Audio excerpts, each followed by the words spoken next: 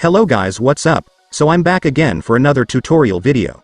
So in this video, I will gonna show you how you can search using images on Google. So if you are interested, then keep on watching.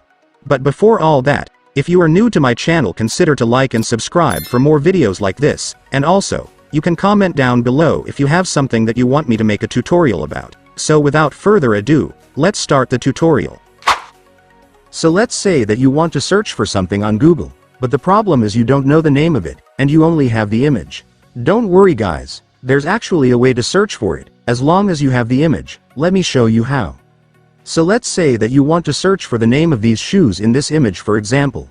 So to search for it, it's simple, you just need to go to your Google Chrome. And once you're on your Google Chrome, next, I want you to make sure that you are on your Chrome's Home tab. If you're not, then just tap this home icon right here. And after tapping it, you will now be on your Chrome's Home tab. So here on Chrome's Home tab, you will then be able to see this camera-like icon just beside the search bar of your Google. So this icon is called Google Lens. So Google Lens is used to search using images instead of words. You can take a photo or use an existing one, and it will find information related to what's in the image. So to use Google Lens, just go and tap it. And right here, you can now select the image that you want to search.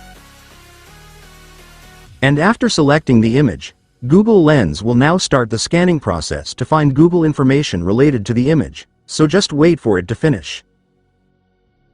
And once it's finished, it's done. Congratulations, you will now be able to see all the information related to the image on Google, so it's just the same as searching it.